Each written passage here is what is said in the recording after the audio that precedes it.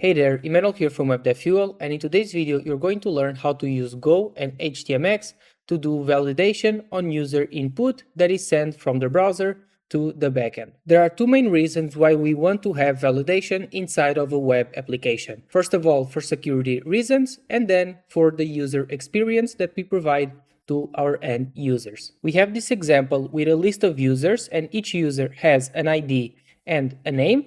And we have this form where we can add a new user. But at the moment, we don't have any kind of validation. So if I submit this form as it is, as you can see, we get this empty box since we don't have an ID and a name. And again, not having validation can cause all sorts of issues when it comes to security and also the user experience.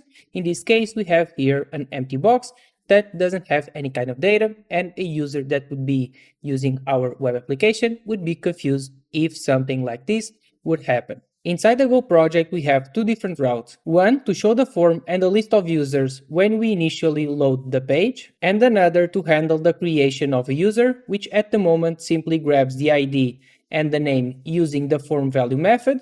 It then adds the user to a slice of users that's kept in memory, and it then renders two different components, the user component and then the form component. And the reason we need to render both of these components is because we also want to reset the form once we add a new user, and then we want to insert the new user at the bottom of the list. And to help you better understand how to use the validation package, we'll be going through two different examples. One on how to put all of the form values into a map and then doing the validation, and another one where we'll be first of all decoding the form data into a struct and only then doing the validation, which I think is a better solution. Okay, so with this being said, let's start with the example on how to do validation on a map.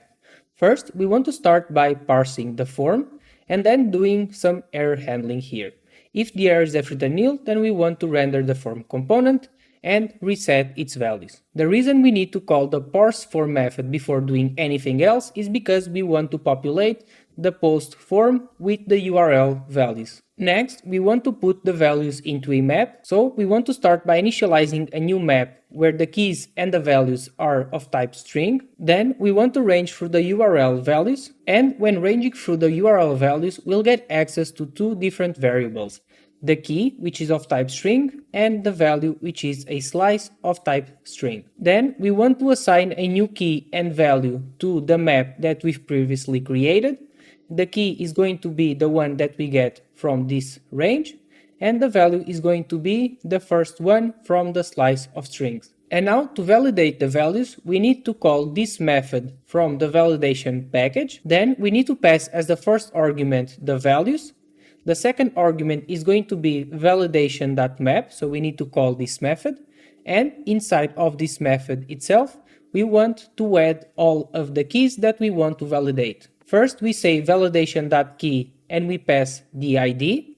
We want this to be required and we want the length to be at least 8. And the reason we pass an 8 and a 0 is because, as the documentation says, if max is 0, it means there is no upper bound for the length. And then we do the exact same thing for the name. We say that the key is name, and we only want to ensure that this is required since we don't care about the length of the name. And then if the error is different than nil, we want to render the form component, which will reset it. Finally, we want to construct the user, and we pass here the ID from the values map, and the name we do the exact same thing. Then we want to update the slice of users, and after that we want to render the form and the user. Now let's give this a try again. If we submit the form without filling the ID or the name, nothing will happen. If we type a name and submit the form will be reset. And if we fill an ID with the length of at least 8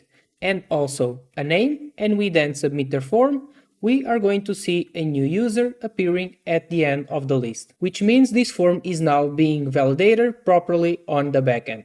But before we continue, if you want to learn more about how to build web applications with HTMX, Go, and PostgreSQL, then go to webdevfuel.com/HGSB or click the link in the description down below. Now let's move to the next example, where we'll first of all decode the form data into a struct and only then do the validation. To decode the URL values into a struct, we'll be using the Go Playground form package. We want to start by declaring a new variable that we'll call decoder, where the type will be form.decoder, and we want to import the form from the package that we've just took a look at. Then we want to declare the form data struct with two different fields, the ID and the name, and we also need to specify what the form keys are.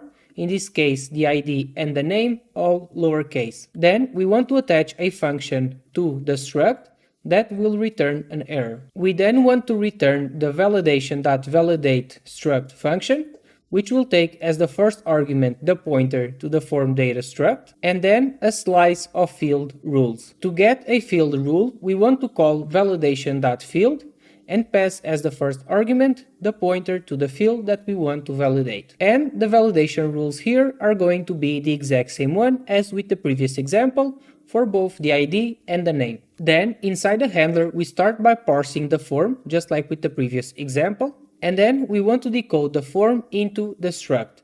So we first of all initialize the form data struct, and then we call decoder.decode, pass as the first argument a pointer to the form data, and then the second argument is going to be request.postForm. This function will return an error, and we want to say here that if the error is different than nil, we are going to return the form to reset it. Next, we want to validate the struct by calling formData.validate, and if the error is different than nil, we want to again render the form component. And finally, we can construct the user using the formData.id and the formData.name.